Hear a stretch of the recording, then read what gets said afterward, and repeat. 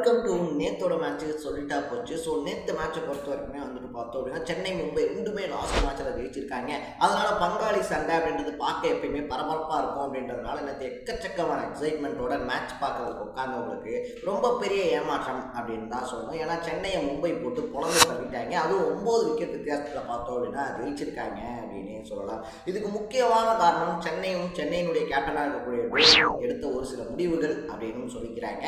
First of all வந்துட்டு பார்த்தோம் அப்படின்னா மிடில் ஆர்டரில் பவர் ஹிட்டர் இல்லை அப்படின்னு சொன்னாங்க. நான் டவால் ப்ராமிஸ் எடுத்துக்கிறீங்க, குட்டி ஏபிடி சிஎஸ்கேலாம் ஹைப்பு கொடுத்தீங்களா, கடைசியில் அந்த பைபிளை கூட்டு வந்து ஏன்டா பெஞ்சில் உட்கார வச்சிங்க அப்படின்றது ஒரு ரொம்ப பெரிய கொஸ்டின். அதை தாண்டி வந்துட்டு பார்த்தோம் அப்படின்னா லாஸ்ட் மேட்ச்சில் சூப்பராக பவுலிங் போட்ட அஞ்சுல் கம்போஜை விட்டுட்டு அஸ்வினை ஏன்டா இம்பாக்ட் பிளேயராக கொண்டு வந்தீங்க அப்படின்றது ரெண்டாவது கொஸ்டின். இந்த மாதிரி தப்பு மேலே தப்பு பண்ணி சிஎஸ்கே தோற்று போயிருக்காங்க அப்படின்னே சொல்லலாம். ஸோ நேற்று மேட்சை நீங்கள் பார்த்துருந்தீங்கன்னா உங்களுடைய பாயிண்ட் ஆஃப் வியூ என்னன்றதை கமெண்ட்டில் போட்டு சேனலை ஃபாலோ பண்ணிக்கங்க.